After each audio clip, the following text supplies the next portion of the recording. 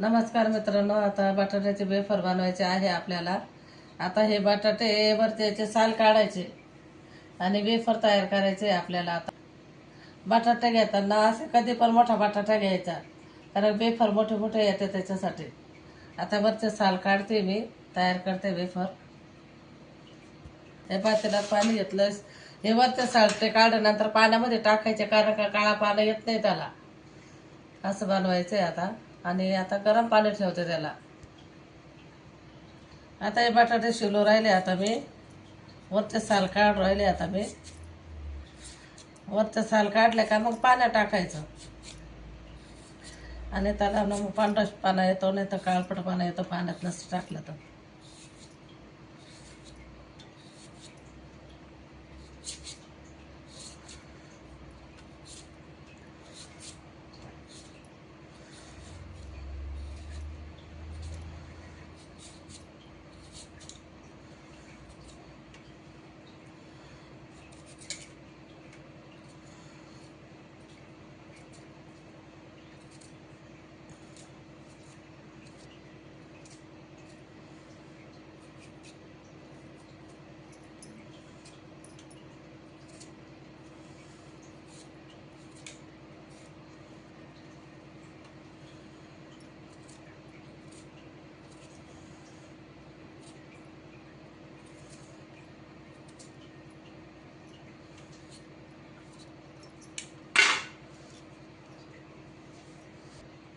असे स्वच्छ साल काढून घ्यायचे आणि हे पाण्यात टाकायचे आणि सगळं तयार झालं. अशाच प्रकारे आता सगळे बटाटे आपण असे सोलून घेऊ. आपले बटाटे आता सोलून पूर्ण झालेले आहे. आता वेफर करायला तयार करते मी.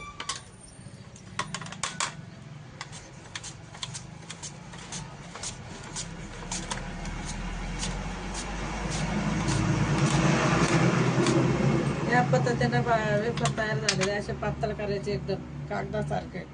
कागदासारखे केले तर कुरकुरीत येते, ते जाडले पाहिजे. आणि गरम पाणी करायचं, त्या गरम पाण्यामध्ये टाकलेलं आहे. हे पहा, असे हे पहा, बघून घ्या, पातळ पाहिजे.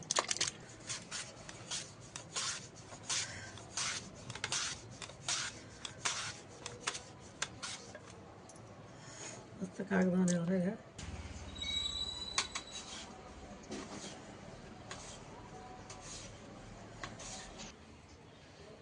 आता वेफर मी तयार करू राहिले. आता पाणी ठेवू राहिले.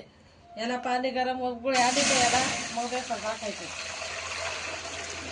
चुलीवर पाणी ठेवलं आहे मी.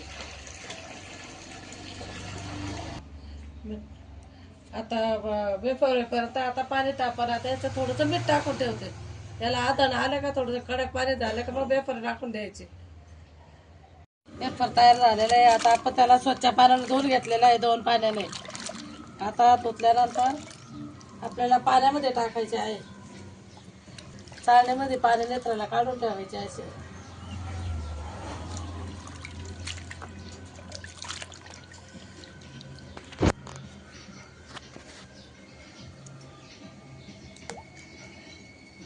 झालेलं आहे आता आपलं पाणी. आता त्याच्यामध्ये वेफर टाकते मी. मीठ पण टाकलंय त्याच्यात.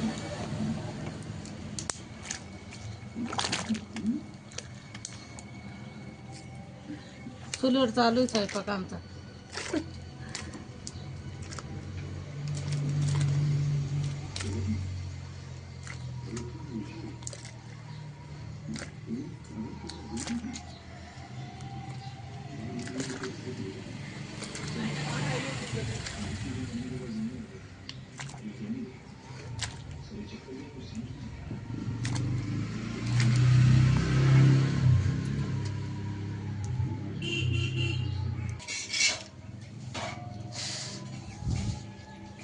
बघा मित्रांनो, किती छान प्रकारे उकळी येते आहे.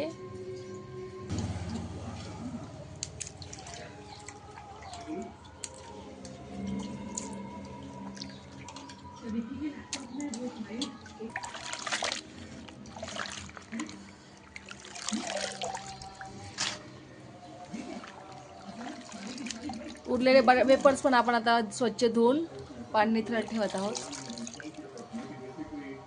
पाणी नितळलं, स्वच्छ धुवून पाणी नितळून ठेवलेलं आहे.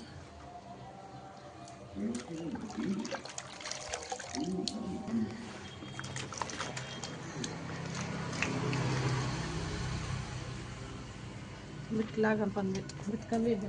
आपले शिजून झालेले आहे, जास्त नरम चिप्स शिजून झालेले आहे. आता आपण पाण्याच्या बाहेर काढतो, वाळ टाकायचे आहे आता.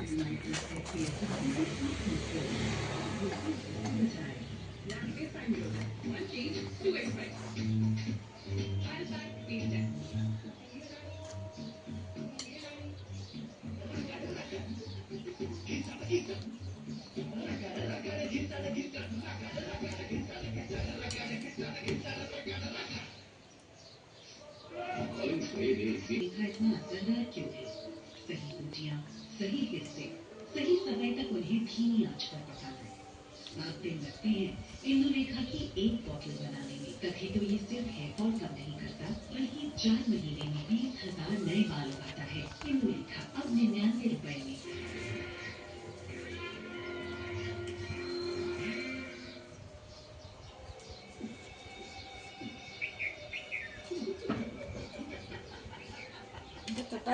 वाळ टाकू राहिलो आता आम्ही. आपले आता चिप्स शिजून झालेले आहे. आता आपण ते उन्हात वाळत टाकतोय. उन्हात वाळत टाकताना ते आपल्याला एक एक करून वाळत टाकायचे आहे, कारण ते एकमेकांना चिपकत नाही.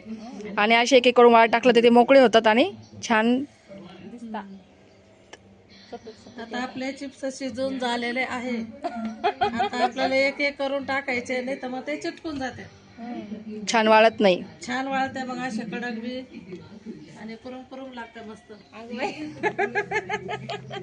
आता आपले चिप्स पूर्ण वाळलेलं आहे. आता आपण तळून बघू.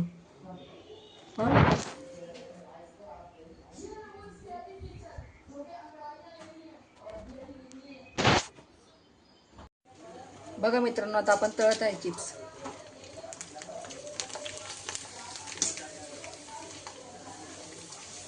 बघा किती छान फुललेत आपले चिप्स.